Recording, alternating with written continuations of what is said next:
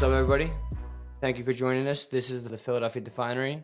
Today I have a good friend of mine, legend, mentor, father, and daughter, Ian Gillies.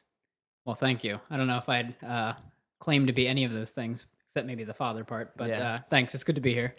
Yeah, man. Thanks for having me. I feel after we worked on catching up and I AC'd for you and actually just actually watched the way you work and instead of running another task. It was pretty cool, man. I learned a lot. I want to thank you for that. I don't know if I did. Yeah, no, I mean, thanks. It was a great time. Yeah. Um, I remember, I guess Bill, who you had on another podcast, I remember him asking me to do it, and you're the first person I Cool, man. jumped to mind when I was like, yeah, can I bring on my own AC?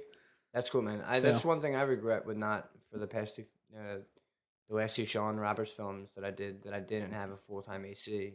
And I did actually ask you, but you were you're always super busy. yeah, I was You pretty could, swamped. yeah, you couldn't take off for a full 9 days without being paid. That's just something you can't do a lot of times. Yeah, unfortunately, I guess that's kind of the harsh reality of it sometimes with Yeah. no budget or when it's Yeah. not your job, it's tough to make the time for it. Yeah, it's one thing that's super difficult, especially with film too, because I'm not sure how that relays in other industries, because there's not that many things that are that collaborative. Because film could be anywhere from 5 people on a small short film to what 100 on a big set. Yeah, something like that. So So it can be yeah, and it's an endeavor. especially with doing cinematography, the technical aspect. Now that I look at it from not doing it for a little while, it blows my mind how I even tried to be a DP and not have an AC. It's really a bold move doing that. Yeah, I mean, it was a huge help Yeah. having a designated AC. Just Yeah. even just switching lenses or having someone to talk to and consult over. Yeah, yeah. It's Yeah, it's a because you huge can part trust of it. you trust your own judgment, and I mean, you've been working camera for a while, and you know what you're doing. But it's always good to have someone else's opinion and view Sure. on it. Just because, not that you're second guessing yourself, but just because somebody might see something that you don't, or some kind of input that would affect the way that you think in the moment, Yeah, especially on the fly, because a lot of the best ideas are in the fly. and that's a good point too. Is being on the fly like that. When you're doing any sort of low budget kind of independent movie, Yeah. it's tough to have full control over your surroundings, your actors, your time frame, Yeah. any of that stuff. So a lot of times you got to move fast, and Yeah. having someone else there to help out can mean the difference between throwing together a sloppy shot or really having a second opinion and getting something good. Yeah, and you No, mean, and we haven't really been in a position yet. I mean, our careers where money's not an issue, but I know that when you don't have money to throw at problems, it creates. I mean, creativity comes out of that. You got to think of ways to do things, like DIY kind of thinking. yeah. And you mean, and all the things that I've worked with you with, I mean, those on the fly things are DIY ideas that either to make this rig work or this thing work. Like the dolly we used on the music video I shot with you for Chris, the Sugar Royce one, Oh yeah, sure. the Yeah. homemade dolly, That's in the back of my car and right that now. shot, and they're some of the best shots in it. Yeah. You know what I mean? And it's not Yeah, like they're you really went good to and have. rented a $5,000 dolly. It's like, I need to get this shot.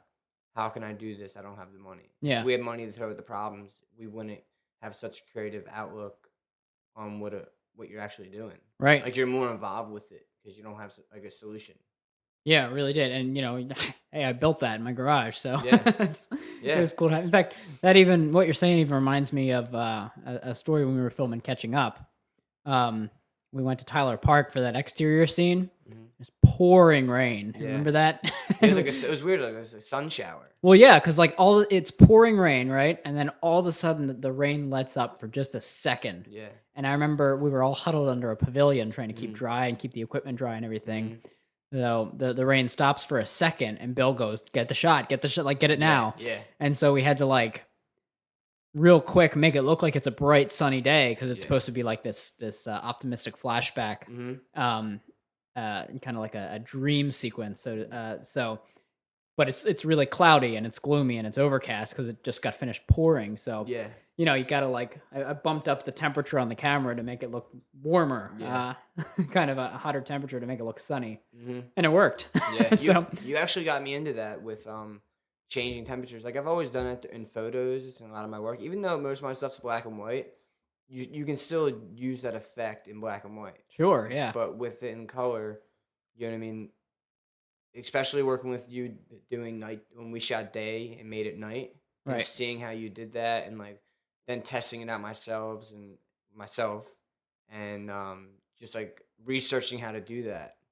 It's like so crazy how you can make a cloudy day look like a sunny day. I mean, I've done that in wedding photography all yeah, the time because you know what I mean. That day is supposed to glow. You know what I mean. If it's cloudy, you get great shots during overcast. Don't get me wrong. right, yeah, The really even, colors are vivid because there's no shadows, no anything. sure. But then you add that little bit of sun color, a little yellow temperature, and it looks sunny and it looks great. It does, Yeah, yeah. It's really cool what you can do just by playing around with the temperature. You can take literally the same shot and give it two completely different feelings. yeah. Um, What do you think of the new Final Cuts? the program, I just got 10.2, I think it is, okay, or yeah, X2 or XYZ. I don't sure, know. that's fine. But I know the first uh, 10 was the big change when they Yeah, changed up the whole format. I know I have a theory on why that happened that I've actually talked about on this podcast already. yeah. But how do you feel about them being the way they are? Well, you know what? For a really long time, Final Cut 7 was kind of the one of the big editors. Yeah, it was the platform. Um, along with Avid and everything. But uh, that style of editor is so familiar to editors. And so if you're coming from Final Cut 7, or you're coming from Avid, and you're able to jump into any other editor and kind of get a feel for where you're at. Yeah, it's the same Um, things in different places. yeah, exactly. Different format and I had stuff. that But problem when I changed when I was on HP for a little while. I was using a Premiere, okay, and Premiere and Final Cut kind of remind me of Canon and Nikon. They just do the exact opposite things. yeah, You know what I where mean? it's just like a little. It's just That makes everything's sense. Yeah, backwards, yeah, and but it's the same that could thing. be disorienting Yeah, jumping from back and forth. But you know what? When 10 came out, there was so much controversy. I remember Apple had to give refunds to people, yeah. Well, because it people costs said a it's third cheap. of the price. It's so cheap, It's like $300. and The suite used to it's be so like accessible. Yeah, 1100 around something that. like that. It was Yeah, expensive. It was tough. I torrent it. yeah. But have to You get didn't hear like. that here, folks. Oh yeah. Oh sorry. Yeah. No, I'm joking. Yeah, it Uh, was cheap and it was really accessible, and I think that's a huge part of what Apple was going for. yeah, But it was so different that it just threw a lot of people off. yeah, But one of the cool things that I thought Apple did was that when people demanded their money back, they said, this isn't worth my money. I don't want this program. Give me my money back. Apple refunded them fully, but they said, you know what? Keep the program and learn it. and learn it, Yeah, because as use it. soon as you learn it, you're gonna love it. There is some cool features that it has. It is now. I jumped into it. I started to learn it. It's Yeah, my primary editor. yeah, I yeah, 110% support it. I love yeah, it. Um, and here's why. I think the editing workflow needed a complete upheaval. You needed to change yeah, it completely in order to move forward. Otherwise, you're always going to hit the same wall. yeah. And I Uh, also, not to cut you off, but I yeah. feel like in Final Cut 7, maybe because I'm unorganized, but I always had hard problems finding my clips Right. and locating things. And unless you went through and like completely organized everything and renamed every file, it was hard to find those things and the subfolders and everything. But the way 10 did it, you see everything right there. Yeah. And it was a lot easier to find. It's easier to find your stuff. People notoriously hate change, and Yeah. I include myself in that. Change is tough to deal Yeah, with. of course. But it's really funny that if you're going from Final Cut 7 to Final Cut 10, you're gonna hate it Yeah. because Yeah. it's different. But if you think about it, if you were to kind of learn editing for the first time, if you had no previous editing experience and you jumped right into 10, I feel like you'd pick it up a lot You're faster than if you that's jumped into 7. tapping into my thoughts and breaking it down. Yeah, I feel that once that this DSLR thing took over and sure. made filmmaking and making videos so accessible, Final Cut was like, we got to compete. I mean, we can't have a program be this expensive. We need to make it easier so the average person who's buying a DSLR and learning filmmaking can do the same thing with their editing program. Sure. And that's why I feel that happened at that time. And you know what? Like, there are some dumb things in Yeah. Final Cut 10 that I don't know why. Like, some of the transitions that Yeah. are like, leaves going across the screen and Yeah. and star wipes and stuff. And you're But like, what's this doing in my professional yeah. editor? So some of that stuff's kind of silly. Yeah, I don't know why But they for the do most that. part, Like, why don't you do some badass defaults? Like, the defaults are yeah, so man. cheesy. Like if you you put can't that shit in even use iMovie, them. go for it. You can put Yeah, that in iMovie all you want, but as soon as you get to as soon as you put pro in the name, yeah, all that stuff should be gone. yeah. It's like infomercial you, shit. yeah, you gotta Is get it rid of made for that stuff. infomercials? Like, is Star Iris Yeah, really? that's We're gonna use exactly. that? And then like Sheriff's in town. X-ray Then vision and sniper. yeah. That fake. One of my favorites is the fake camera layout where it says record on the Oh top. yeah, It's like that's the really worst. okay. Yeah, Like no professional is ever gonna use that. Are 10 you has kidding me? awful presets They're like so that. stupid. Awful, dude. Once I learned when I was working at that studio, um, besides like training on the Red, which was awesome, learning how to use the Red, Oh, sure. the Epic, um, I also learned DaVinci Resolve with the pad, That is a like the nice editing set. So like you have complete control, with not the with the color mouse, wheels. with the color wheels. Yeah, and there's like spindles and things like that, and things where you can like precisely change things to where I can never edit on Final Cut color. Like when we first started in the shorts, like you would edit your color right in the same program. Sure, But yeah. once you realize like what color really is and how to do it in a program meant for that, there's another one that I wish I knew the name of that Dave uses. And if you've seen that drone video, Yeah. Yeah, I did. Dave did the color correction on that, No and kidding. that's from the camera that comes with the Phantom 2 drone. Oh, And okay. it's only 720, but the image they're beautiful. I can't. It's not Magic Lantern. I know Magic Lantern is the software for the camera. Right. Um, it's some enchantic name like that. Sure. But Um but yeah, I feel like I don't know. At this stage we're at, no editing should be done within the cutting program. You know what I mean? Because the color software and Oh, the everything is coloring. so Well, you it's know so what? sensitive in those. You're right. You can't Yeah, use you're them. right. And I thought that, Final Cut 7's coloring Hmm. like three-way color corrector was Yeah. extremely limited. Yeah. And Apple actually had another program called Color, Hmm. and that was really advanced. And I actually got to know that really well, Yeah. and I use that a lot. I feel like that's super sensitive as well, though. Yeah, yeah. Like I remember always. I mean, I just like real. I would I would jump into it, and I'd be working, and then I would get to this point where I screwed up so bad that I didn't know how to get back and fix Yeah, it. Like it's like I'd shit. have to start over. I forgot I shot a cartoon. Yeah. Damn.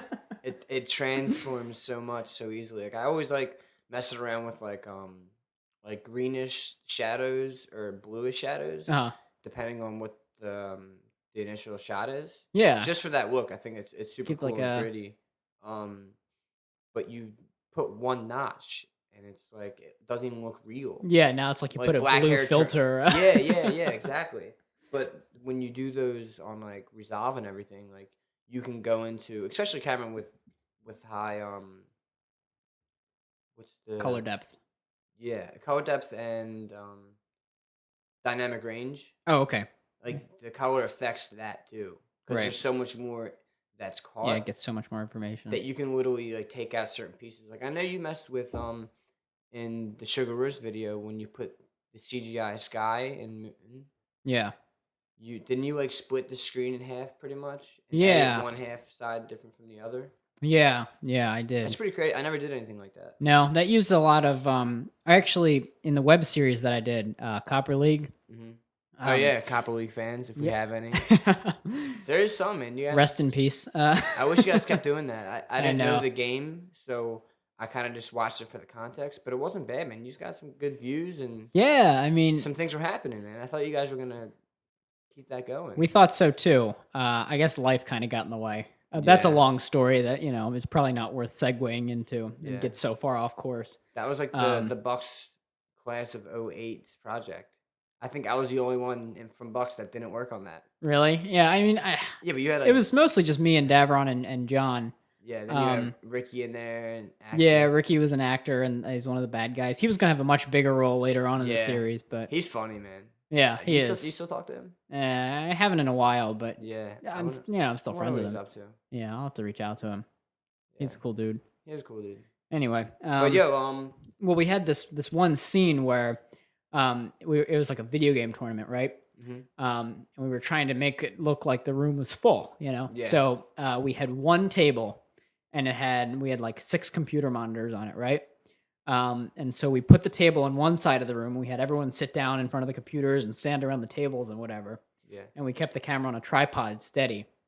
So it's one still yeah, shot, and everybody's on the left side of the screen. And we filmed for you know 30 seconds, and then we said, "All right, nobody move, nobody touch the camera." We picked up the table, yeah, we moved it to the right side of the screen, and had everyone switch spots and put on yeah, different clothes. yeah. And The then we cloning just effect. we combined the two shots, Cloning and we effect. made it Yeah, look like the room was full, yeah. and twice as many It's computers and everything there's so as many we actually did. there's so many ways that you can use that technique on things. Like people when like they disappear behind shit, Yeah, like just like using part of an image from the same shot and changing it. Like there's unlimited things you could do when you use that effect. Like that effect's used on so many different editing techniques. yeah, and I've And it's so simple, man. it is so It's simple, just and a double image. I've used it so many different times subtly. It's best when used subtly, really. Yeah. Because, like, yeah, sure, you can do these like crazy, ridiculous image manipulation effects. Yeah. Um, but the human eye has really good at picking apart what's real and what's Yeah. not. Like, it's really easy to see something that's fake. Yeah, people are quick to Um, talk shit. yeah, it really Yeah. is, and you know what I mean, and rightly so. Yeah, they If it should. doesn't look You need to hear that real, shit. call it out, Yeah. please. I mean there's been situations where people were upset with me. I don't know if it was during film school or afterwards, but I feel I have a good eye for seeing what's shit and what's good. Yeah, And if I see something going down that's shit, man, and someone thinks it's good, like you have to tell them. Like you ever like editing with somebody and they do a cut, maybe like literally like a fragment of a second off than what you would do, but you right. know that your thought was right. It's not even an opinion. It's like that's how it should be. Your tempo's here. If you're even editing on a tempo, and it's just you have to say something, man. Like I don't know. Yeah, I Even hear though you. I got bitter, I got torn apart in film class and critiques. I mean, that's all part of it, though. It's like you Yeah, have to be able to take that criticism. You yeah, have to be able to adapt, yeah, and you have to be able to accept the fact that you are not the best at this. yeah. Nobody is. Like you can't do it yourself.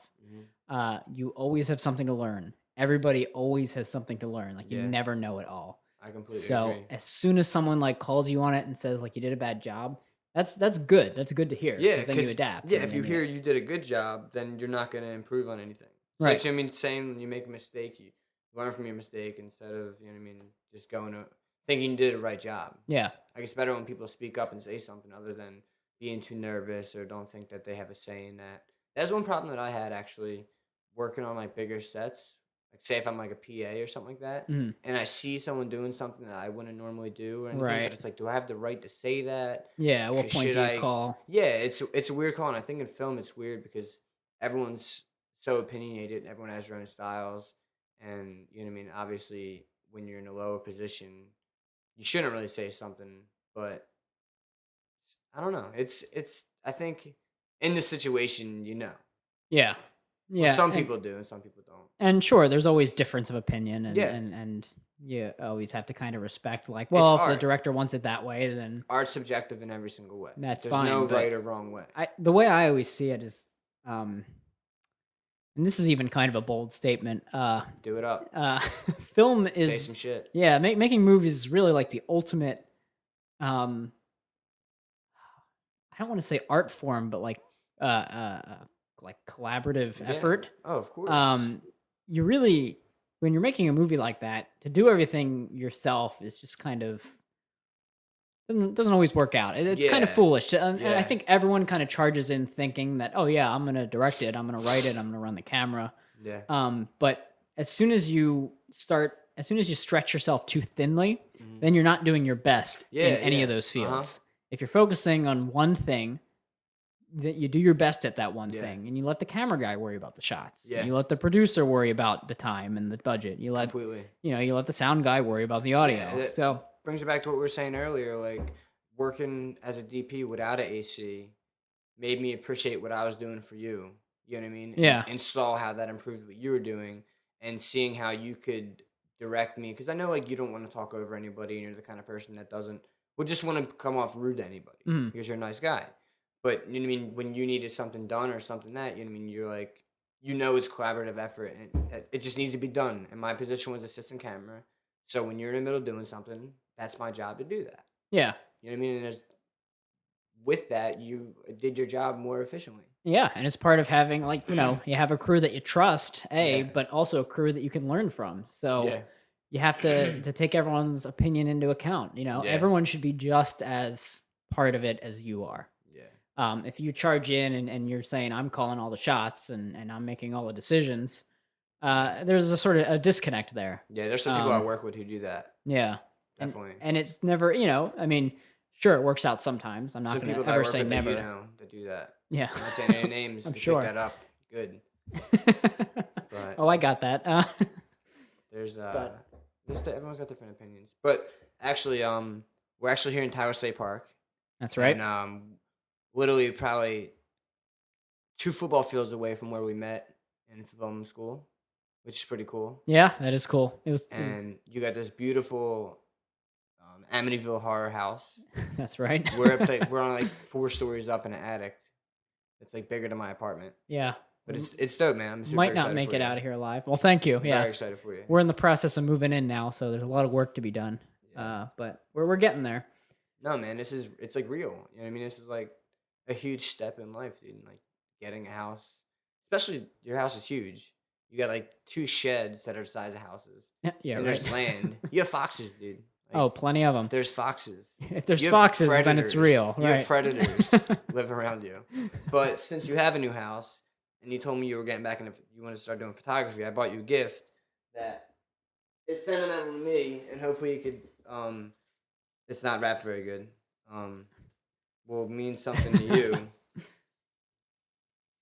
You do this. All right, You can I'll just rip it unwrap it. open. It's not fragile. Okay. I was But gonna say I'd be afraid of ruining there's it. writing on the back if you want to um look at the writing first.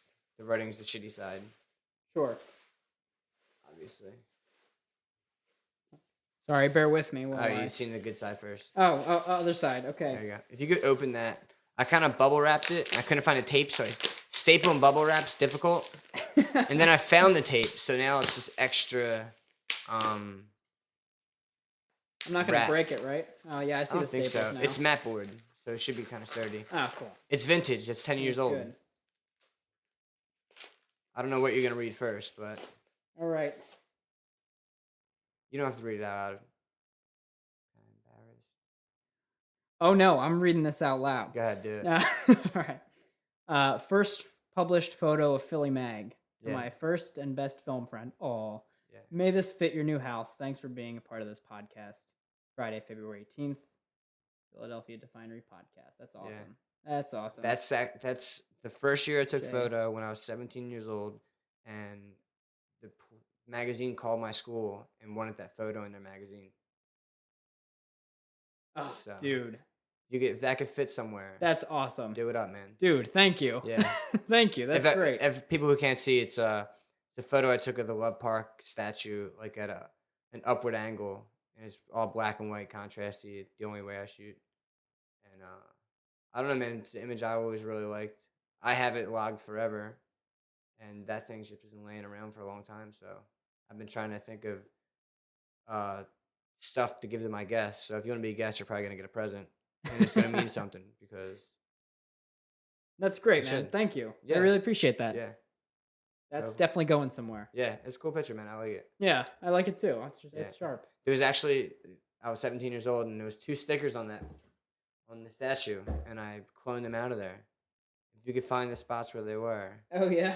Yeah, don't tell anybody. Yeah, I'll have to look at it later with Yeah, my magnifying I glass. try to wash it off a little bit. Like I said, it's 10 years old. Oh, it's perfect. Yeah, I like it this way. I'm surprised it stayed in such Even good better. condition. Yeah, it's pretty good. I paid $8 for that. Really? Yeah, in my photo class, it was the first year my high school did photo, and we had to like get accepted into it because everybody wanted to do it, Sure. and I had to in with the teacher, Oh yeah. and I was doing skate videos and shit, so they knew that was like somewhat what I Something you wanted were to do. into. Yeah, Yeah. and we all got Canon Rebel EOS, no video at that time. Right. There was only like mini DV cameras at that time, and Those were the days. yeah, No. I would just go out in the city and shoot all the time, man. But it was cool because like in the first month of doing photo, we had you ever heard of the website P-Base? No. It's like I don't. It's just like a photographer's. It's like a Tumblr thing, I guess. Okay. I don't know. We had like a page for our high school class, and someone contacted us and wanted that in the magazine. Oh, that's awesome. Yeah, it was cool. It's That's definitely that's a really hype cool. up when you're 17 years old. Like, Yeah, that'll super cool. that'll motivate you. Yeah. That's the thing. You know, I've been doing video work for as long as I can remember. Yeah, I was Not gonna- even just work, just like, this is what I did as a kid. Like that's what I Yeah. did for fun. That That's was what my I hobby. wanted to ask you because we all have different routes how we got here. Oh, sure. But how where like you were gonna hopefully you were gonna say where it started because I want to know Sure. Yeah. why you're here right now. Yeah, we can do that. I think I'm trying to think. I think it was 6th grade. A friend of mine, Dan Dickerson, from all through elementary school. I think I met him in 2nd grade, my 2nd grade class. He invited me over his house because he wanted to make a movie. He wanted to make like a Star Wars parody. This is before you ever thought about making any films or anything. Oh yeah, I never even considered. Were you a movie watcher as a kid? Well, I guess all Yeah. kids are. Yeah, kind of. I was never like super into it as a Yeah. kid. But I think that's because I'm not really even still I'm not really a movie guy. Yeah, It's funny I had that same issue. really I was yeah. like the worst film student because everybody quote. Everyone's talking about movies Movies. to me and I'm like I have Never no seen idea it. what they're talking Never to. even Not heard of it. even I'm the worst film student. I know. It's funny. But hey, I'm the same way. Like Yeah. I didn't really watch I sure I can appreciate good movies, but Yeah. I just don't get the time to like sit down and watch them. But Yeah. he invited me over and he had this old VHS camcorder. Mhm. And we He's wrote looking through the eye thing. exactly, man. And we shot this Star Wars parody, and it was actually like really funny, at least to me. Did you guys have costumes? Yeah, of course. Were they Yeah. legit costumes? Or you kind of just like Oh, we just threw them drew together. on T-shirts? Yeah, Yoda was Elmo, tickle me Yeah. Elmo with ears. Okay. So Nice. it was as makeshift as can be. But the process of creating something like that Yeah. was so awesome. Like Yeah. it's the first time I'd ever experienced something like that. And what are you? Probably 11 in 6th grade. I guess so. 11, Yeah, 10, 11, 12. something like that in that Yeah. age range. Yeah. Dude, you probably like art direction a lot more than you think then. 'Cause I it bet. sounds like that's what you liked right from the start is the art direction and doing that. Yeah, it was just neat. Just putting it all together and Process. working with that was back kind of before we had an editing program even. Yeah. Because those were hard to come by those days. Yeah. Even getting like a VHS tape into a computer could be a pain. Yeah. You ever did 2 VCRs? Well, that's kind of what we had to do. Okay. We had that. What do you call that? That style of editing. Yeah. But a lot of it was, The worst film it. style. Oh, we messed up. Hold on, rewind. Film Record over over it. it again. So, Mhm. that's how we did it for a long time. Because as soon as we got done that, I asked my parents like, "Hey, I want a video camera for Christmas?" Yeah. And they thought it was like a fad or whatever. Yeah. They were like, "Yeah, well, we'll get him like a cheapo, Yeah. $100 video camera." Well, and all kids go we'll- through fads. You gotta. That's what it's about, man. Finding what sticks. Yeah, and they got me this video camera. Good parents. And we used the hell out of it. We beat this Yeah. thing to death. Like me and my brother Nice. made movies all the time. Yeah. And that's just like again, that was just our hobby. aside from like playing video games and hanging out with our friends, like we made movies, and that's kind of who we uh, became known to be as in school, like those guys that make those silly movies. Yeah. Um, How did you get people to see them? There was no like YouTube or anything then, was yeah, there? we just kind of showed our friends and Pass around VHS passed it tapes. around. Yeah, and they weren't huge or It was like anything, but the ring tape. right. Students started dropping one by one. It Yeah. was bad. You guys had Um, great 3D effects that came out of the TV. so yeah, right. We pioneered that technology. That's cool, man. Um, no, but then I remember I got a part time job, and I just kind of saved up all my money to get a better camera. And we're still using tapes at that point, but they're just small high 8 tapes, I Yeah. guess. I just found a bunch of mini DV Mini tapes. I'm DVs, like, what am yeah. I gonna ever do with these? I have boxes and boxes of them in my Yeah. old closet. With Um, pencil writing on of the little sticker of what it yeah, is. that's Yeah. yep, That's that's how exactly all my right. skate videos. I had high 8 camera. I can't even imagine trying to go through them all now and figure Yeah. out what's what. Sounds like such a Yeah. pain in the ass. Did you ever have the one with the little? I think it was JVC did it. It was the little tape that went into the big VHS. Yeah. So you recorded on it and you could put it right into the thing. Yep. And then Yeah. you get to play that. Yeah. I used to have a double VCR setup, and I rigged the radio into it, so you could put music in Oh it as yeah, well, that's and great. then the audio input, and I would edit skate videos like that, whole parts, and without knowing that my computer had a program called Showbiz, That could do that. which was an editing program. Sure. And it was soon after I figured out how to upload footage. That's when you had to log and capture and everything. Yeah, When we watch it all Yeah. every minute. Well, dude, that's like funny. People don't really appreciate. You can edit a movie on your iPhone now. Yeah. People don't really And appreciate submit it like into a festival. yeah. Wow. Last year Sundance, there was a movie shot completely on the iPhone. Yeah. And Isn't it got a there? lot of attention. I don't know any off the top of my head, but I'm pretty sure there's festivals that are for iPhone movies. Yeah, yeah, I think so. I think you're Yeah. right. Have you seen those things, dude? There's this website that me and my girlfriend always like fuck around on and look at stuff. But there's a way to make your iPhone accessible to like EF mount. Yeah, that's right. So you could put like Latch. yeah, like a 70 to 200 $1,500 lens Right. onto your iPhone. Yeah, It's You can get that it's insane. crazy. I like the little It's ones, funny. the little cool ones that flip. Sure. Those things are pretty cool. Yeah, I know what you mean. But the fact of doing that, that's crazy. And It's people funny. rig it up and Well, you know what? I was shooting a video for my wife's company. you say your wife's company? Yeah, my wife's Okay. company. It was like a promo video that we were What's gonna your company's name? Thankful Sage Farm School. What's the website? Thankfulsagefarmschool.com. All right, cool. Just give it a little plug in there. Yep, there you go. I'll put the link below, everybody. Yeah, link in the description. But she does like soaps, candles, perfumes, and stuff. Yeah. She does a great job. But we were doing a video for her company, and I spent like an entire day or two shooting footage for it. And I was still kind of like missing footage. Like I still had some gaps in the edit. Yeah. And I went onto my phone and found some clips that I had shot on my phone of when she has a couple beehives. So she was tending to her bees. Yeah. Um, You just messing like just random footage? I had just filmed. I was like, "Oh, you're gonna mess with the bees? Like, I'll film Yeah. it on my phone because Yeah. sure, whatever."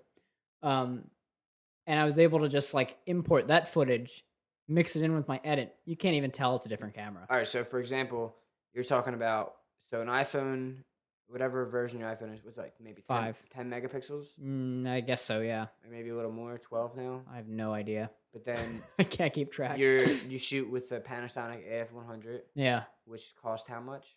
At the time, it was close to $5,000. Okay, so you mixed in iPhone footage with a $5,000 camera, yeah, and you couldn't tell the difference. you couldn't tell the difference. No, Yeah. Quality it means looked great. nothing nowadays. Dude. It's really crazy. Quality means nothing. Yeah. Well, it does, but It's how long until digital passes film? It's gonna happen, I think it already has for the most part. dude. The new Red 6K, what's it called? Terminator or something weapon. like Yeah, Terminator. the Destroyer. It's like it hooks onto the arm like Iron Man mount. Yeah, it literally just 70 grand. it just shoots missiles at film cameras. It just knocks them. Yeah. out. It's yeah, What did they say film just a is? couple years The ago. theory of film is that it's around 11K. I heard. I don't know where I heard that could be making this shit up. No one quote me because I'm just a stupid person who knows some dumb facts. Yeah, I think a lot of 35 millimeter film scanners record in at 5K. Okay. So That's like what. between 3 and 5K, that's what the scanners bring in. Yeah. Like that's the resolution that you can scan a negative. Um, so I don't. You might be able to blow it up more than that. Like it might have more information, but Yeah. for the most part, it kind of sits in that general area. And then of course there's you know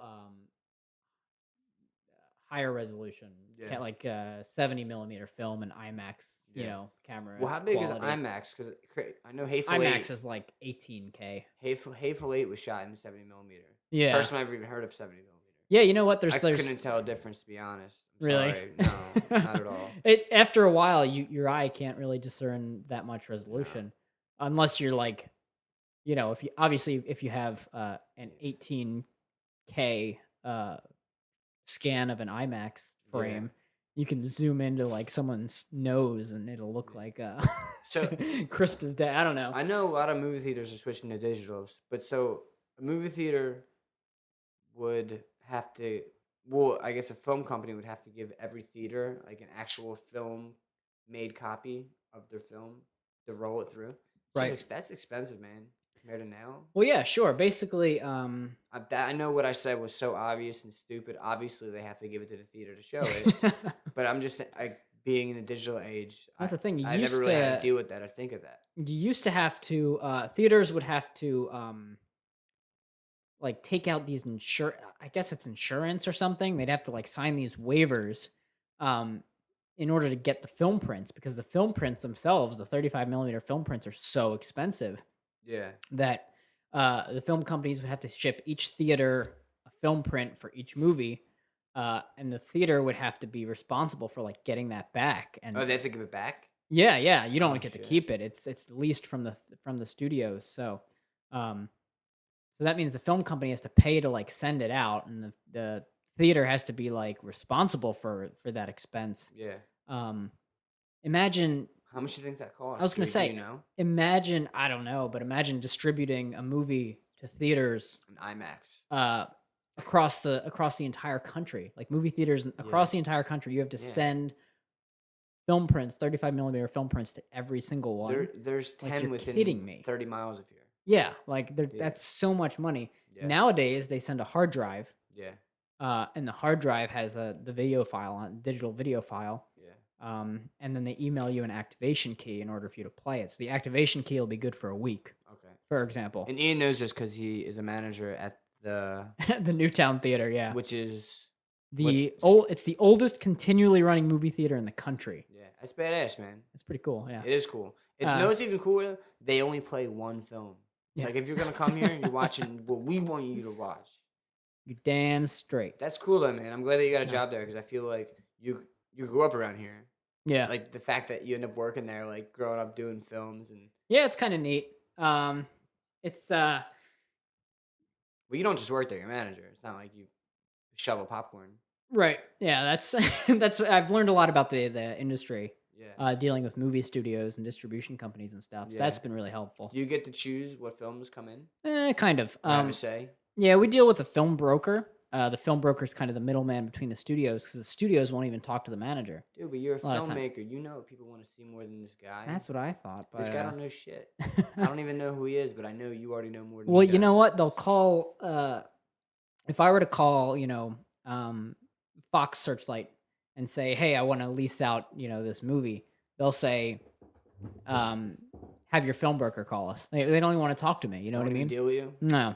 I mean, Wow. if you have like a previously existing relationship, I Yeah. think there's like a way that you can do it. But for the most part, they just want to deal with the film brokers. Like I'm the oldest running film theater in the country, bitches. Yeah, come on, give me what I want. Talk to me. Uh, But I guess you just get mainstream movies in there. You said you had The Revenant in there. yeah. How Yeah, we long do. does the movie play? Well, it's kind of tough. Here's the thing, and I really don't want to get into this stuff because it's Okay. not that. Well, there's questions I want to It's ask not you if you that want me to just go relevant. to that. Yeah, I'll just touch on this real quick, I guess. Okay. But basically, when you're striking a deal with the film distribution companies, a lot of times you'll get caught in these ridiculous contracts where if you're playing a first run movie, like if The Revenant just came out, Yeah. you get it opening day. They'll say, "All right, we'll give you the movie, but you're not allowed to play anything else on the screen except for our movie, Hmm. and you got to play it for 4 weeks." Yeah. So if you're a multiplex and you've got 20 screens, that's not a problem. You say, sure, you get theater three, and Yeah, play Revenant on theater yeah, three for 4 showtimes a day for 4 weeks. mhm, We only have one screen, yeah, so that's death for us because everyone shows up yeah. the first 2 weeks, or yeah, the first like week Of or the two film, and of the then film. everyone in the neighborhood seen it. Yeah, and now you're dead in the water because Yeah, you don't have anything else to show, but you're stuck in this contract for 4 weeks. yeah, Plus, you're not allowed to book anything else until like you can't yeah. play Revenant at 4 and something else at 7 because the company will say no, no, no, no, no, we own your screen, like we want your 7 o'clock Dude, time slot too. that's like some monopoly shit. But first of all, it's I think that's crazy because um obviously I don't know why. Yeah, it's your movie theater. You should be able to do whatever you want with it. And the fact that they have the right to say if you play our film, you can't play any other film. Like Yeah, that's like I don't know. I the think way that's they see bad it, for business. Like it's you would want to unfortunate. You like oh I think gotta you'd be able to just like yeah split it and rent the movie that you want, but they see it as stealing yeah because that's money that they could be making yeah on your 7 o'clock time slot. yeah. Well, I guess they're used to dealing with theaters with 20 screens, Sure. so Yeah. that applies a lot, and that would make sense to what they're doing. Yeah. And I guess they don't make certain exceptions for So many single screen, small theaters. town, like Yeah independent theaters have gone out of business just yeah because they can't yeah. survive in the current No, system. it seems like a thing. Distribution Are you companies are guys really tough. film or digital? We're digital. Digital. Well, that's the thing. Here's maybe 6 years ago at this point, maybe 4 to 6 years, maybe. Um, Hollywood decided that they're not releasing film prints anymore Mm, because it's too expensive. yeah. So they said, "All right, listen, this is it. Like after this year, we're not doing any more film. So if you don't get a digital projector, like you're shit out of luck because Really? we're not giving film prints anymore because it doesn't make any financial sense. It's the same reason film's dying as far as film Yeah. production What goes. about how uh, infamous Quentin Tarantino says he'll Hatefully, only shoot on film and he'll only watch film and only have his movies played on film? yeah. Like, did they make an exception for him, or do when you watch that 70 millimeter shot film, that's in digital? Well, here's the thing. If a filmmaker shoots on film, you shoot it on the 35 millimeter negative or the 70 millimeter negative, whatever it is. Then you scan it into the computer. You edit digitally Yeah. still. You don't edit He's on your not film cutting and strip. Yeah, you're pasting. not cutting the film. Then originally you would transfer it back to film Yeah. for distribution. Now they just put it straight on a hard drive. So you're watching a digital copy of a movie that was shot on film, Yeah. which is fine. It looks Yeah. great. Yeah. Yeah. Yeah. But with Hateful Eight, Quentin Tarantino actually, um, since he's so adamant about Film. film because The he loves magic it, behind film. right? The magic. I Which, get it, sure, but yeah. times To are each their own. Times are changing. changing. Time to Times are evolve. changing. He actually did like a 70 millimeter roadshow, limited release of Hateful Eight. Oh, he has his own theater in L.A. Yeah, well, he like what he did was he set up 70 millimeter film projectors at theaters across the country. Shit. So, like AMC, for example, Neshaminy, the one right around in this area, Yeah. they got a 75 millimeter projector set Yeah, up, I was and looking they at actually that. projected it on film for like a week or two. Okay, I seen that because I looked up times to go see it, Yeah, and I was gonna go see it there, and it said in 70 millimeter. sure. That's what that. But then I went and seen it at where's it at? The one on 13 Woodhaven, Right. and I just seen it regular there, but it still says 70 millimeter. But now I understand why Yeah. they had that little sub caption there. Yeah, for like the first 2 weeks, you could only That's see it in select that's theaters, that's the ones that had this that's projector. anal, dude.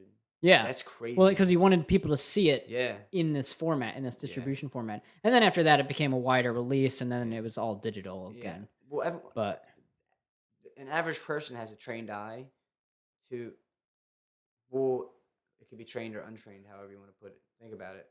But they're not going to know the fucking difference. no, they're not. Nobody's going to know the difference. And that's the thing. Like at the end of the day, if I'm a producer and I'm looking at my line sheet here, Quentin Tarantino, X. I was gonna say unless it's Quentin Tarantino, in which case I guess he just gets a free pass. He can do Yeah. whatever the hell he wants. Yeah. He'll just headbutt you to death. You're not gonna if it's like okay, well I'm gonna pay several $100,000 for just the film alone Yeah. costs thousands and Yeah. thousands of dollars, and then you Uh-huh. have to pay to get it process. process, pay to get it digitized, Dude, and it and might you know not what I even mean? come Like, out good, yeah, right? you might even screw it up. Yeah, So your there's like light meter might risk have been involved, or you can rent out a digital camera that yeah. looks the same. Dude, but I do remember the one time I shot in film color. It sucks because I rushed my project. I shot it the morning before Ron's class, Yeah, and it looked beautiful. It was a piece of shit. It had no storyline or anything. It was just me filming stuff, sure. but it looked so good. I'm I like, oh, know it was beautiful, man. I have the it film does. still. No, it's fun. I mean, film will always exist in Yeah, that kind I of got a Super 8 projector at my scenario. house that works. Really? Yeah, but I don't have any Super 8 film. It's not even worth it. And Like when I I've try got. to find it, all I can find is old porn. There you go. It's crazy. That's what you can project. I might just masturbate to 1920s porn. Sure. That's if that's all you can do with it, then The bush is coming back. put it to use. But it. you, who's going? Me or you? All you go. Okay. Because I was gonna say some dumb shit. But all right. So I was saying to you earlier, Ian is a filmmaker. I know we kind of just started talking about films instead. Huh. But I guess I mean for me thinking about it for myself, like Sundance is like a huge goal and a huge milestone in like a filmmaker's career. Like that's like one of your goals is in lifetime goals. Sure. You're 27 years old, That's right. and your film that you cinematographer for Catching Up just played at Sundance. Like, of course, that's like the greatest thing that could ever happen. You're super thrilled. Just And about. and you didn't think it would happen. It's just like a shocker It. because Sundance is the biggest film festival in the country. Yeah, it really is surreal. I guess I'll go into some quick detail. But For anyone not familiar. But right before you do Yeah, that, yeah. like what would be now? What goal is set instead of that? Like that's already checked. Like, of course, you'd want to go again. Yeah, And win. Unfortunately, Catching Up didn't win any awards. Yeah. I think that Just being there is an award. yeah, no, I think that in the way that Bill explained it and you explained it to me, that it could have won very easily. The way that they placed it, the times they showed it, like the category it was put into, and things like that. Like it could have won, but it seems like it just got beat out a little bit somehow. Like how they played it before the feature. Like I think that's like a privilege. Like they did the short film blocks, but you guys played before like the feature that won the audience award. Or something. Yeah, that's a big deal. So, but yeah, what do you like? Now that check mark is off, like what else? What's next? Yeah. Yeah, I mean, Sundance definitely was a surreal experience. Yeah. When did we shoot Catching Up? That was 2 years ago at least? Not 2 years because it wouldn't have got in. That's true. A year and a half. I didn't know that. A year? 1 year? Like a year and a half, I guess. All right.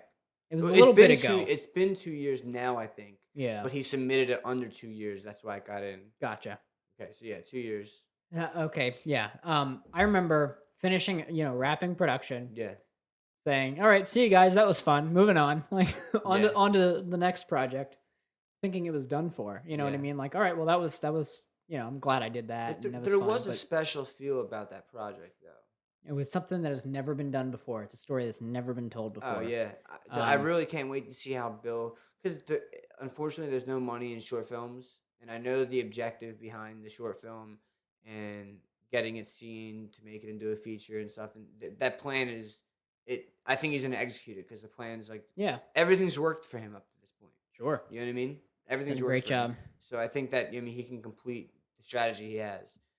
But I was asking him like, what's the next step for that? Like, you just gonna release it, get it for free, get people to see it? Because I would think you just want many people as possible to see it.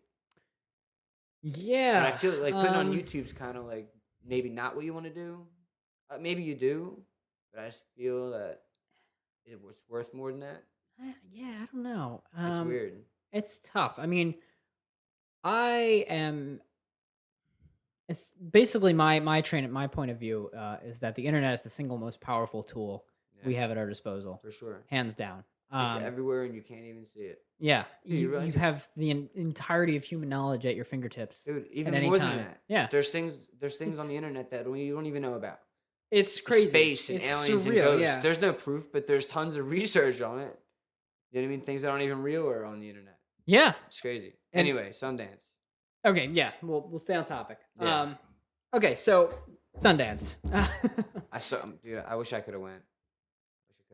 It But was really cool. anyway, I want to hear your great experience because I'm pretty sure it was No, fun. I mean, yes, being there, just being there is a privilege. And it was surreal. Again, I didn't believe I was there until our movie actually started playing. Hmm. You know, it shows the Sundance logo, and then your movie starts playing, and you're like, oh my, Yeah, like this is crazy. yeah. If You know, anybody, hell, I kind of wish I did a better job. I've kind of been beating this topic into the ground the beginning episodes because the people that I've had on are kind of the closer people into the clique of people I work with, and having Bill on and you, and then other filmmakers, I've talked about catching up throughout these four first episodes. Several times, So if yeah. you haven't looked it up and seen it yet, you have to see it, the trailer at least. I feel like the trailer doesn't do it justice. Not that the trailer isn't good, it's just the film is so good that I don't think you can make a trailer for it in order to compare it with how good the film is. Yeah, yeah. You know what I mean? Because it would be a spoiler. You know what I mean? If you made the trailer the best trailer you could. Look at this fly. Look, he's a badass. Get out of here. There's a fly on top of the equipment, and I'm just touching it, and it's not moving. Yeah, he's just It's tough. ballsy fly. It's it's from the woods. That's right. We're like on a farm. We're in the back of Tower State Park, which I didn't even know you could live here. Yeah, apparently so. You're in the middle of the woods. I get kicked out for filming a short film here while I'm a student, and you can live here. And I live here. Yeah. Well, you know, people you know. Yeah. So what's next? What's next for me? That's really a tough. That's a tough question. I mean, I'm not gonna stop. No, of I'm gonna course keep not. going. Kind of going along the same lines of uh, the internet being your most powerful resource. Yeah, so using that to I'm gonna be using that to take myself to the next step. yeah, you are your own brand, Yeah, pretty and much. the internet allows that. The way that I see it. Well, I'll start by this quote. Steven Spielberg said once that pretty soon there's going to be an implosion in the Hollywood style of filmmaking, and the whole thing's going to kind of come down on itself.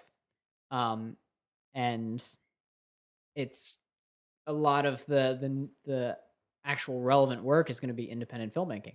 Yeah, And it's tough to actually think of something as big as Hollywood like imploding. But what you mean by that is so many of Hollywood's decisions are determined by statistics, numbers, and so if they make a multi-million dollar budget film and it flops, that's a much bigger risk than yeah. if you lost, you know, money doing an independent film. So people don't Um, know. For example, shooting Avatar was like 200 million, maybe probably more than that. Probably more than that, I But think so. shooting an independent film, I don't know, name one that maybe cost like 10 mil. Somewhere around here. What was I say? Blue Valentine shot in Newtown since we're here. Oh, okay.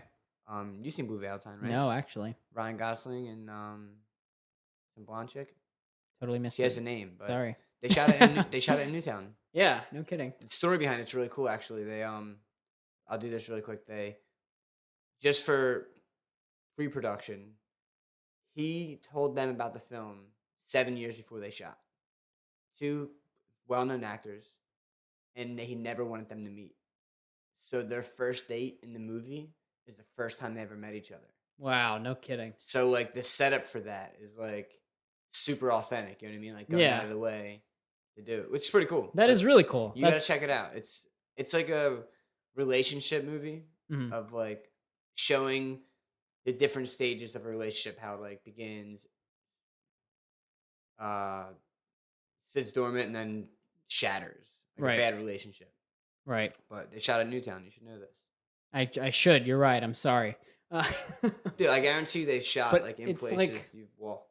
Oh, probably. They probably shot it in my house here. Yeah. It's no, but you know what? I mean, like a lot of the like following that logic of Hollywood pouring millions and millions of dollars into something, That flops. they're not gonna risk anything new and creative and Yeah. original. That's why you're seeing so many sequels. You're seeing so Yeah. many fucking comic book movies and Yeah. reboots and prequels and all that Yeah. kind of shit. But they- and it's because that's safe. It's safe. And they sugarcoat it too. Like a lot of these movies that you see, you don't even know that there's a version made fucking 20 years ago. Like I didn't know when I did the podcast with Sean, since he's an IMDb with feet. Right. I said, "Yo, did you like Legend? The movie Legend? I don't know if you Uh-huh. know about it. It's Yeah. the Tom Hardy film. Yeah. He plays the Cray brothers, these two gangsters from England. Uh-huh. There's a movie called The Craze about them already that came out in 1969, and he's like, I like that one better. So they're making like remakes and sequel, and you don't even know about it. Right. So that's You not might not original even or it's anything. It's just they don't tell you. everything is like it's so much like if you two people walk into a Hollywood executive's office, Yeah. one guy says I want to make Iron Man 7, Mhm. and the other guy says, I have this original screenplay that I wrote and I want to direct, and it's about X, Y, or Z. Yeah. They're gonna go with Iron Man. For It's sure. it's a built-in audience. They know Yeah. exactly who's gonna watch it. Yeah. And that's just the way. It's a smart business move, but it's not necessarily good for the industry. How do you So um actually I know like the kind of style of films you like, 'cause I've taken suggestions from you before, like Shane Carruth movies. sure, yeah. So I can tell the kind of films that you like and what you appreciate. But like, what do you like? Do you watch like Iron Man or do you see superhero movies? Or? I think I watched the Avengers, Yeah. the first one, Okay.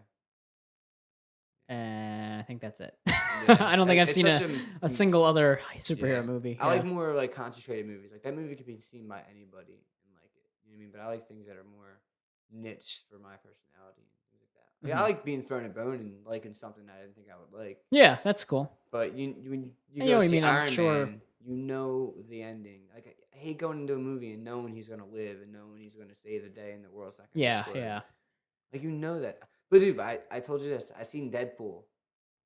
You know what Deadpool yeah. is with Ryan Reynolds, the Right. new superhero. I guess he's like a vigilante or whatever. Sure. It's Yeah, I know fucking, it was good, all those dude. stuff. That's what I hear. It Everyone was loves good, it. Everyone's man. talking about it. Ryan Reynolds is not Green Lantern anymore. He is Deadpool, And yeah, as he should be, because Green Lantern, horrible movie.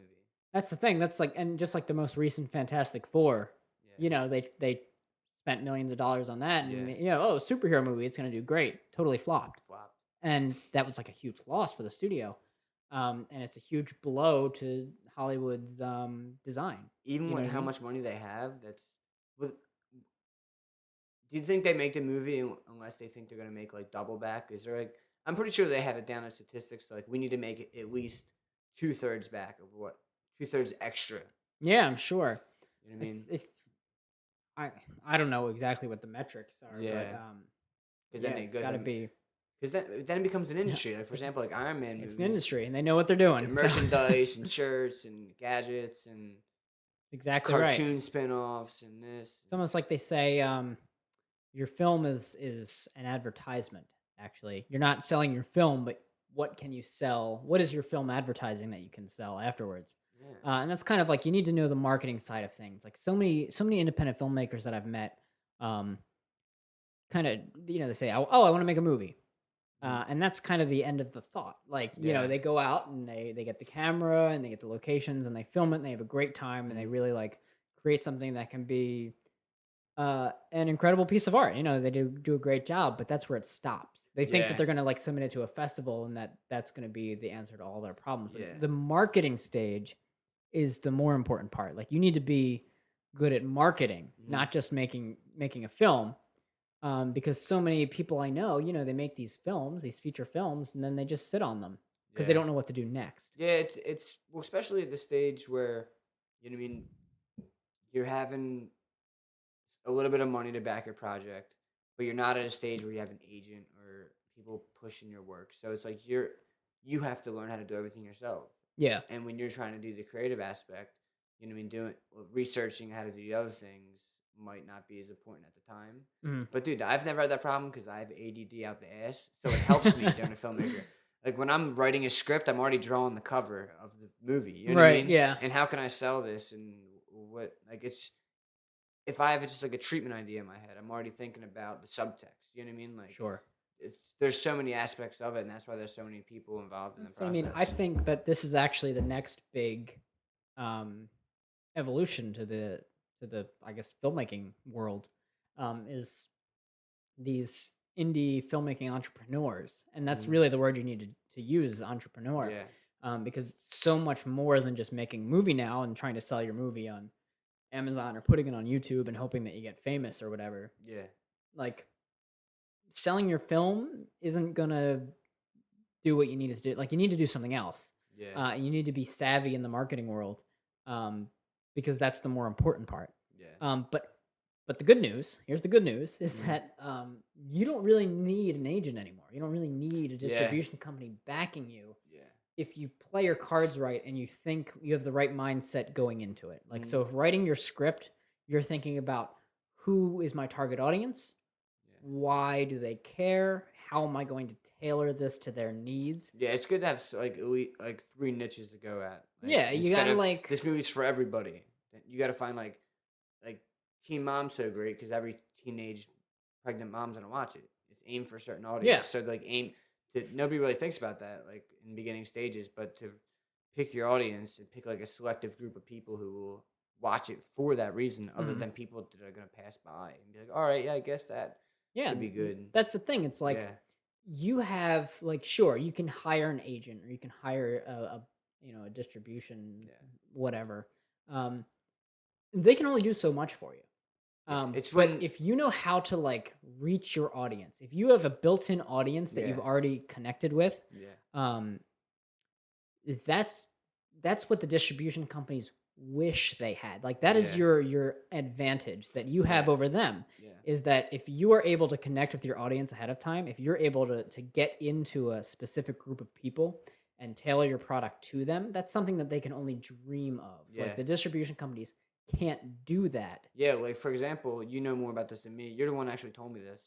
Um, but the whole thing with Nick Murphy and all them doing the Sure. Kickstarter about their YouTube series, and they got like 5 times their Yeah, I'll tell extra this story money real quick. because they had steady followers. Here's what happened. They Okay. they started a web series called Continue, and Hmm. it's hilarious. It is It's still doing that. They still have it now. Yeah, they're great. Okay. They Check that release an out, episode everybody. like every week. It's hilarious. It's three guys and they sit on a couch and they play these old video games and they have this commentary where they talk over it as they're playing it. And they kind of rate the game at the end. But it's not really about the video game, it's about the people. Like they're Yeah. just really funny guys, Yeah. but Personalities. it's targeted at an What three audience. people do it? What's that? Oh, What? it's Nick Murphy, Josh Henderson, and Paul Ritchie. Okay. Three dudes that live in Philadelphia. Yeah. You know, we're good friends with them. Uh-huh. But they built an audience over YouTube and they connected with other YouTubers and they Hmm. connected with their audiences too. So they kind of assimilated different audiences. Yeah. As soon as they hit 100,000 subscribers on YouTube, like think about that number It's a lot, dude. 100,000 people that not just watch their videos, but actually subscribe to their channel. Yeah, So every continually. time they put a new video out, Yeah. 100,000 people get a notification Yeah. and go to watch that video. Yeah. That's when they launched their Kickstarter. And they Yeah. asked for like I think it was 24 or 27,000 to make a movie. Mhm. And in a matter of like 2 hours, they doubled their goal. Like they What ended up was with like 48 something what was their thousand. total? I don't Wasn't it like 100 and something? close. It was like 80,000, I think. It Dude. was close to $80,000 Bravo. in a That's month. well done. Because if you think about it, like That's you have awesome. 100,000 people that subscribed here. Like if every person gives $10, Dude, if everyone gives $1. everyone gives $1, you Yeah. get $100,000. Yeah. So sure, not everybody's going to donate, but also some people are going to donate more than Yeah. $10 or $20 or Well, $1. So they played their cards perfectly. Like that's how you Yeah. have to do it. They knew who their audience were, Mhm. and they made content for their audience, and Yeah. that's why their audience loves them so much. They're such a great group of guys, and they do Yeah. such great work. And you know, going into it, that everything that they put out is going to be of a certain quality. Like they produce high quality work. Yeah. They connect with their audience. Like they're Yeah. constantly responding to comments on Mhm. YouTube, and they just did a great job. And now they released their web series. Do they Um, do they play as characters or are they just themselves? They're themselves in the Continue show, but for the movie version, they kind of are their own characters. Um, As themselves, just as a themselves, little except it's exaggerated. in like a narrative form. Yeah, okay. So they're just a really funny, creative group of guys. I, it, it I mean, I will admit this. I'm sorry, I have not watched it. I No, know that's about fine. this, and I think what they did is awesome. I'm happy as shit for him. I'm gonna check it out now. It's something that really isn't my style to check out, but I'm gonna check it out now because I'm refreshed with this cool story, and that's something that you know, what I mean, a lot of people are trying to do, and that's even like they could like I feel like people can do that subconsciously as well, like just things hit at the right time and do whatever. Yeah, This, and I mean, like, there's so many YouTubers yeah, that that's their living yeah, is they make these YouTube videos, and it's so huge because the ability to connect with people on that level, hmm like it cannot be under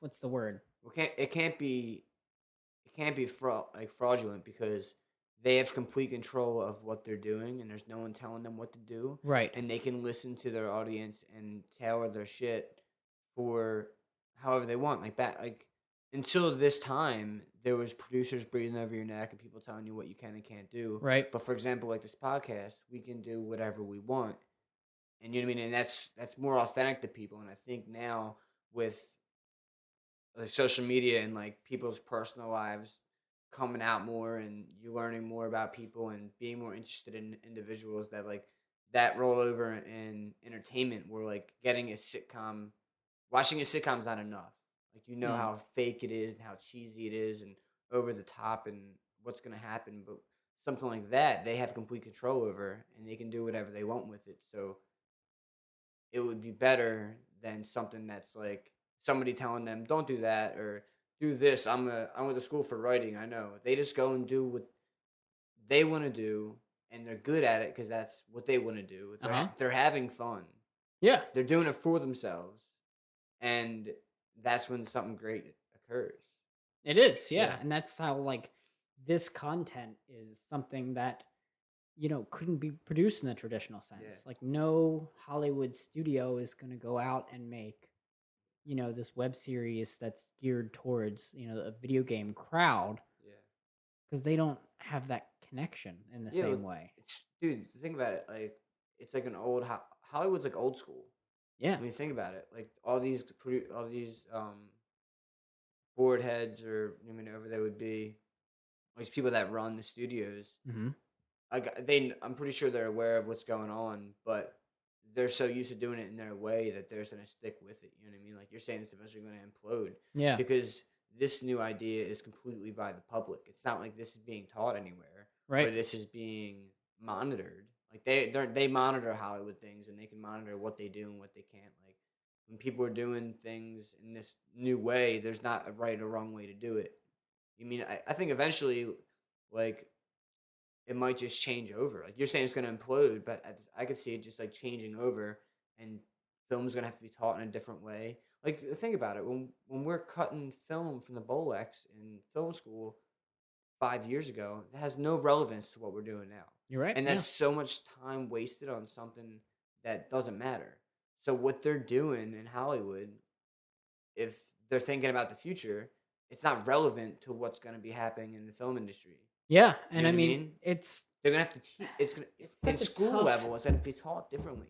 Like you're gonna have to be taught like social media marketing. You know what I mean? Like, Social media is it's so dude, important. it's It's so crazy. powerful. It doesn't Um, seem that like I can see how it's crazy because researching and learning about like the way things were, and we're right in the middle and seeing things turn. Like when we first started doing film stuff, mhm. things were starting to change. So we kind of had like the old idea of it, but it was never like pushed fully onto us. The new era came in independent filmmaking, and Yeah. I mean, accessible, pretty much DSLRs and all that kind of shit, digital era, Yeah, all of a and sudden it's that's all we accessible know. to. Not all we know, but it's like all we do. Yeah. And people That's hopping into the game now, that's all they're gonna know. They're not gonna need to know half of the useless shit, and they're gonna just know YouTube and getting it out there and subscribers, and I want to follow people and things like that, and that's it's gonna have to be tailored to where that can be taught into like a class or a scheme or something, so you can learn how to be good at that. yeah, I mean, You know what I mean? Like I would think it's there'd be that it's adapting to where the way to get good at that, teaching's gonna have to adapt.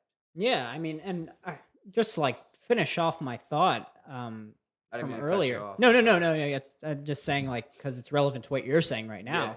now. Is that, like, sure? There's always going to be the big budget movies. There's always going to be like Hollywood in some form or another. Um, but the amount of power that an independent filmmaker has now is not something to be underestimated. Like, Mhm. because if we come up with an idea and we have a solid business plan on how to execute it and how to reach the audience that we want to reach, Yeah. we can do that. Like, we have Yeah. that ability. Yeah. But at Um, the same time, people could not give a shit. Also, when Hollywood makes a movie, it's getting out there because they got the resources. True, but it's a Yeah. different way. Yeah. Hollywood kind of does it. Um, They force it pretty much. Like yeah, they pretty no much matter say how much garbage the they're movie is, it's going to be in it, the theaters for 4 weeks, and it's gonna make its money back and people are going to for go the see most part. it Yeah, because it doesn't. somebody's going to be tricked into seeing it because Right. their people's jobs are to make trailers. Dude, making trailers are so much fun. First Yeah, of all, and you can make a dog shit movie with a great trailer. and it'll sell. Yeah, completely. A wall breaker. Yeah, Like, it opens up so many. It like breaks down so many barriers that yeah. existed previously. Where at this point, anyone can, and like anyone can do it now. You went to Um, Sundance, dude. Seriously, like I went to Sundance with, like Bill came up with this idea. Yeah, He wrote the script. He he got did it. people He together. did it the new way too. He did a Kickstarter. Did a Kickstarter. He did. Did he do a film.org or something like that? How did he get his crew? Did he kind of go through like word of mouth? I think, yeah. I mean, a lot of the crew is just people Like, how did that he Jack knew. find him? How I did he find think that Jack? was like a film.org Okay, yeah, casting post or something. yeah. I'm gonna try to get Um, someone on for film.org because I mentioned him a couple times and explained what it was yeah. for people who might not know and are looking to get on productions and stuff like that. But film.org is shit, man. Do you know that like one of their facts that I seen on there that before like 2000 or around that time there was like 30 films in Philadelphia, feature films, Mhm. and since like 2000 in the past 16 years to 2016, there's been like 300 features brought to Philadelphia. Wow, no Isn't kidding. that cool? Yeah, that is really cool. It's more. It's the more accessibility. There's probably so many. There's more films made now ever Yeah. than ever. Yeah, and again, anybody can make a film now. Yeah, yeah. So, But um, dude, I'm telling you, Philadelphia is it's a spot, man. It's not just L.A. and New York's not where you make it. You mean everyone? You can if you're good enough, the industry comes to you, and Bill completely proved that because not in a sense, literally, Bill came out of nowhere. Bill has no name, right. never made a film that people have seen, and he goes to Sundance with the first with I don't know his complete track record, but first film he really makes Hmm. gets that far, and now he has a name Yeah, for himself. You know what I it's mean? huge. And that's all because of the internet. He had crowdfunding. He used all these new resources and targeted audience and things like that. And you don't have to be in New York for that to happen. You don't have to be like he made it happen in the suburbs. Right. And the Like fact that you can get a crew together and yeah, get a if script you're together that and like good, do that. the industry's gonna come to you, man. Yeah, You know it's what I mean? it's neat. And Philly has so much talent, dude. Like working on sets, like constantly seeing the same people. You mean floating around doing different jobs and stuff Right. like that. And dude, I don't know how many times I drive around and I see cameras just set up everywhere, and I Right. love seeing that, man. I love seeing that I too. love seeing other people It's do great. stuff. Yeah. But yeah.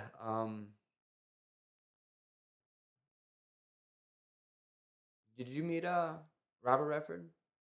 No, I didn't. I love looking at the picture of Bill and Robert Redford. Yeah, I don't know that why. is really It's a funny. great That was photo. at like a director's brunch, so That's awesome. And only it popped Bill up on could get in. newsfeed, and I'm like, what? Awesome. Yeah, Bill is the shit. Yeah. He's taking it like a champ too. He's not like running off with it or anything. Like him describing the experience is the exact same way he described it when he was doing his Kickstarter. Like he's Yeah. the most humble reaction. Like Sure. I'd be in the air like, yeah, motherfuckers, like throwing my script up and calling everyone I knew and slapping some people in the face. And Bill's just like, yeah, man, I want to make this feature, and it's gonna happen. It's gonna happen. Somebody One way or another. There's he's gonna do somebody it. who wants that film enough made that has the money to do it or has the resources because what he's gonna do isn't like yeah, it's breaking barriers and doing all the things that we're saying to do. But what it's really doing is just doing it the right way. Yeah. I mean, doing it the right way, and not it's not faking or anything. Like it's completely real and authentic, and it's the way no one should be judged for anything. You know what I mean? Uh huh. And dude, like sitting out with fucking Bill, like I'm respect the shit out of him for what he's did. You know what I mean? Like I didn't do that. You know what I mean? And I've been working on stuff just as long as him. Like he did it the right way, dude. Yeah, he And did. you know what I mean? He did exactly what you're supposed to do. Like they say, when you're starting out filmmaker, you take the resources you have, you know what I mean, and try to figure out what you want to do, and you push it. And he completely did each step so far, like perfectly. And some moves that he's made since then, I feel like were the right moves as well. Yeah. You know what I mean? So I'm pushing for a minute. Oh, if he does get a feature, you just talked. Are you on his DP, the feature? I until I have an official Yeah. an offer, I'm not sure I can Yeah. claim that, but I think Yeah. so. Yeah, you don't know. You don't know. It's like, you would hope so. I would hope so. I hope Yeah. so, or at least to be involved in some capacity. Yeah. I'm Um, your tail on this again, so yeah, you got it. that'd be awesome. So, no, I would love to work on a feature version of it. Yeah. I think it would be really interesting. Have you read the full script? No, I haven't. No. I obviously haven't either. I only read a couple scripts ever. Yeah. I started reading scripts, but I don't know, dude. Actually, in the past like 5 years, I started reading books. I never really read books, but I Really? read a lot now. That's cool. It's I don't know. I like it. It's simple. I'm watching too much, working on, especially after editing for like 8 hours at a time. Like I don't want to see anything that has light. Like, I just Right. want to be next to a candle with a book, because I'm That's end up understandable. by Yeah. like the fifth hour, I have like Ray-Bans on editing with the screen the lowest it can go, Yeah. and then I realize my whole fucking thing is off on color and off on levels because my vision is impaired. Yeah, some of these edits I've been doing have been long time to stare at a Yeah. computer. How much workflow do you have right now? Like, Oh, decent. I mean, I know you're subcontracting and you're doing like freelance for different companies and stuff. yeah, it's all kind of It's steady though, right? yeah, it's steady. That's good, man. So steady freelance work, and then I've got two other jobs and a family and a house, so I'm Yeah. keeping busy, and then Yeah. some. Uh, but I definitely have no intention of losing touch of the film scene here Yeah. in Philly. Well, dude, time. The thing about it, time is not relevant to anything. It's always now. Yeah, Right now is always now. Not feeling like haven't got enough done yet or anything like that. Because I've went through that phase of like being like, you mean I've been doing this for this long and I feel like I should be here and feel like, but there's no right or wrong path. no, And when you look at the things that, everything I've done has been for yeah, and it's led you to it's to led good me to things, something dude. else. It's led you to good outcomes, and if you keep going the right track, man, you're gonna put a big impact. Because I mean, I really like your work, and I'm critical as shit to Yeah, right. everybody. You know what I mean? And I know a lot of other people really like your work too. Well, that's good to hear. I guess Since I'm the doing first, something dude, right. you're literally one of the first people I talked to when I went in film school. I remember, yeah, we had an And editing class I together. remember because I liked our films. I couldn't even watch the film that I shot back then.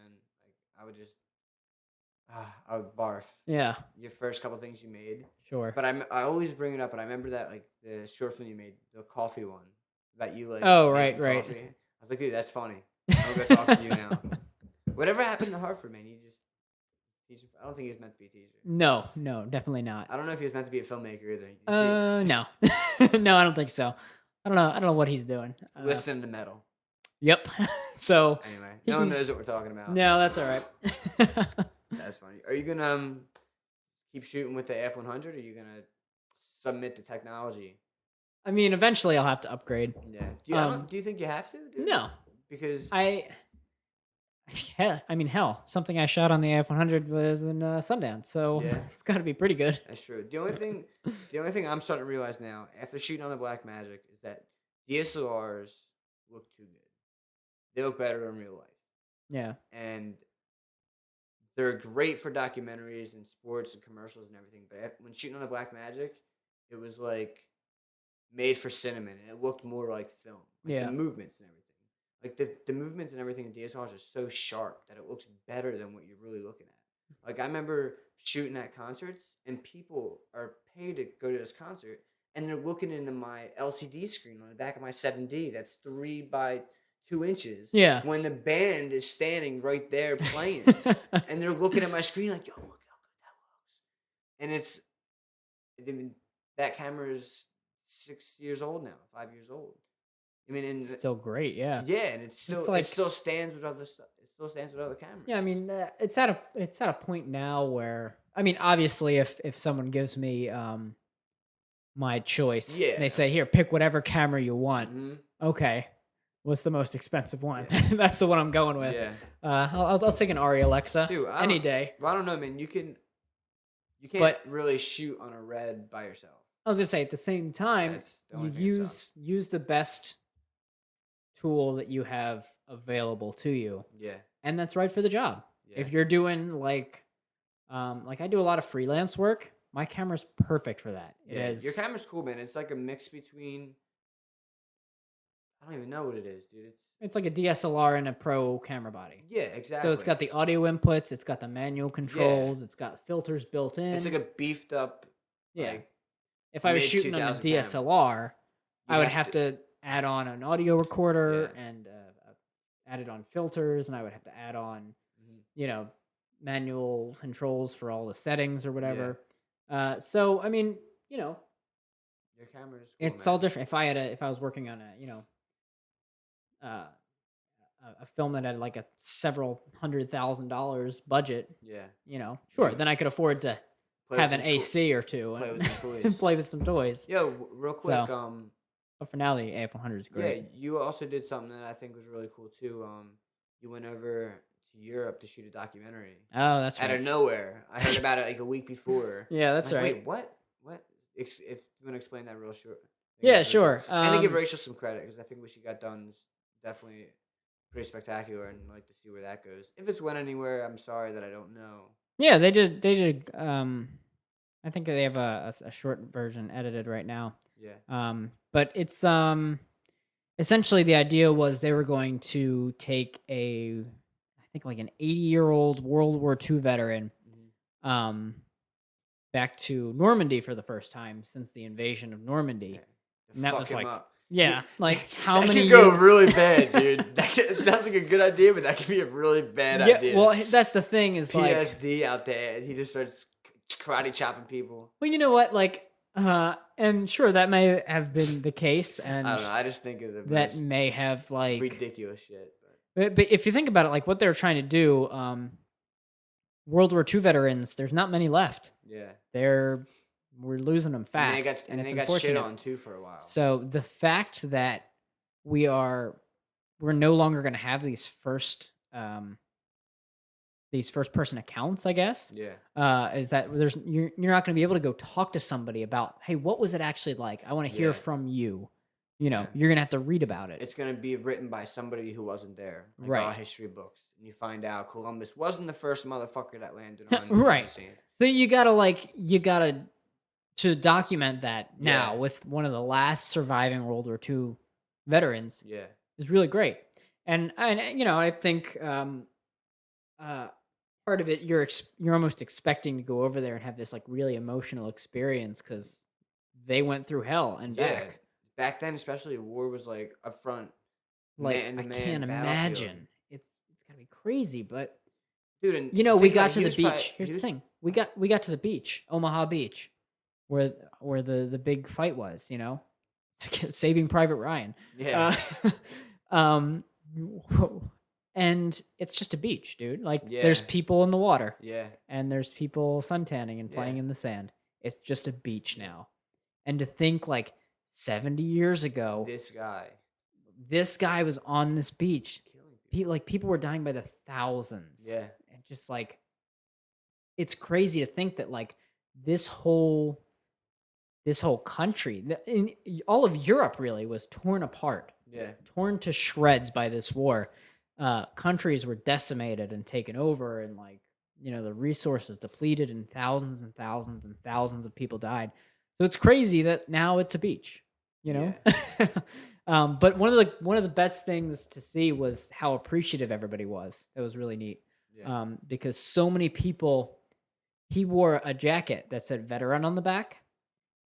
I swear to God, every single person that saw it and understood what that meant came up and shook his hand and said thank you. You know, Yeah. the That's really appreciation cool, was man. it was like these people were bringing their children. You know what I mean? Like less than 10 years old, they were bringing their children and being like, "I want you to meet this man. Yeah. He is the reason our So country is free." Like he liberated our so country. the people are like that, I guess, The like, French citizens, yeah. yeah, they were more, like, emotional about it than he even was? Yeah, You're he saying? was like, obviously Was the he a place is character? almost Was he good unrecognizable. was he good for, like, footage? He was great. He Yeah, was really great to because have around. that could be a hit or miss, man, like, that's it could be a hit or miss because you don't know just how this guy's gonna react, and you don't know if he's gonna be interesting, like, I mean, some people got Yeah, it, and some people can perform, some can't. I mean, some freeze sure. under the camera, some can't do that. It So, was it was really surreal. It was yeah, great to see. We went to the American cemetery there. yeah, Um that's cool, man. You shot on and the yeah, C300s? yeah, C300 That's a cool or toy. C100. No, C300. They're I don't cool remember. cameras. I They're I kind of forgot the difference. I yeah. used to be so on top of cameras You were the and techiest dude I've ever met. I know, and now You gotta know this shit, man. I'm What happened? there's so many it moves so fast. No, It's but so dude, hard to keep up with. no. One Uh thing that you've always said, the context means more than the technical. it does, yeah. So, Like I can know all the camera specs off the top of my head. It doesn't mean anything if I'm yeah. no good with the camera. I've ranted so much about everyone watching, catching up the trailer and following that because, you know what I mean? Local filmmaker goes to Sundance is a huge deal. It's on the news. That makes it seem like a big deal. I guess I don't so. know. The fucking film rocks. It's awesome. But Ian was a DP, and half the reason why I went there because it looked amazing. And you should check out his work. You know what I mean? What you want to drop your plugs in? How do people find out your work? Oh, I guess one of the best places to find me is Vimeo. Vimeo, Search Ian Gillies. A Ian lot of my Gillies. stuff is on there. Spell your name out because I can't even spell That's IAN it. and then GILLIES. Okay, So you two can search L's. for That's that. what it is. Two L's, two I's. It's very parallel It is, throughout your yeah. name, so you don't know if there's I's, J's, L's, lowercase, uppercase. It gets out of control after a Yeah, while. and then there's something Uh, with Xavier that always threw me off. yeah, yeah. My secret middle name. Yeah. So also you can go to my website's being rebuilt right now, but iangillies.us. .us. Sure, why not? Okay. And you have YouTube? I not really. No, I have like a couple videos up on YouTube, but I No, don't keep that's up an with it as artist. much. That's an artist. Vimeo. Yeah, yeah. No, Vimeo. no ads. No ads. That's right. That's like their new slogan. No, I mean I did my web series. We put that on YouTube. Mhm. And I've got a couple things up on YouTube when my Yeah. clients want me to put it on there so they can watch it. Yeah.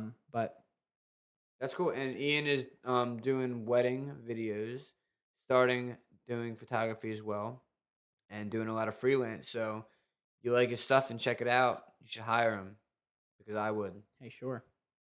Seriously, man. I mean, it's hard to find good freelancers for a good price, and the work that you do. I know we were talking about how much importance it is to have people in process, but there's a lot of things you could do with just yourself, Yeah, and with your camera has a lot of things that helps out to make the production less manpower. You know what I mean, so hiring sure. Yeah, Ian Gillies for one day will give you the one man same band. Yeah, yeah. Hiring Ian Gillies for one day will give you the same quality, if not better, than hiring a production studio or something like that. And not to shit on anyone at a production studio, but I think that you should get a lot of work and people should hire you. Well, So cool. Thank you, and thanks for having me. yeah, I'm gonna be back. yeah, you will. I have a lot more to talk about. It's a shame we had to cut it short Yeah, because we've got a lot of other subjects that I feel like we could touch on, and I'm gonna be going through. I'm working on some exciting stuff right now. The yeah, next man. year should be really exciting, so I'm looking forward to talking about You that. got to top the fact that you just went to Sundance. So I I'm know. super excited to see what you're gonna do. I will.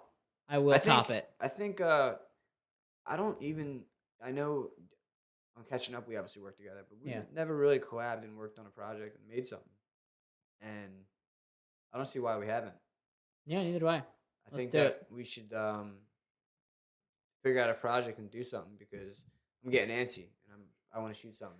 I have 2 things in the works, Cool, man. so I'll I let got you some know. things too, and let's see if we make something happen. I'm trying to like have a day like it sounds kind of gay, but I want to have a day where it would be free, like a meeting thing. Like Yeah. everyone would come, like people that we constantly work with and do stuff, and like sit down and just create and see what we can do. Because you know, what I mean, through one encounter like this, we could come up with some ideas, and then if we did it continuously, you know, what I mean, we could be in Yeah, who knows, we pre-production for could. something. You know what I Sure, mean? yeah. And it sucks that regular life kicks in and takes over most of that time. Right. But you know, what I mean, we have to do film, dude. Yeah, so it is. I know you have to. Ever since Star Wars in your basement, That's right. you have Here to. we are. All right, everybody. I Great. appreciate you for listening. You'll hear Ian Gillies again. Check below for all the handles where you can check out his work, um, see some of the stuff he's working on, see his cool demo reels, and finished projects, and then you can hire him. All right, and we're out. Love you guys. Thanks.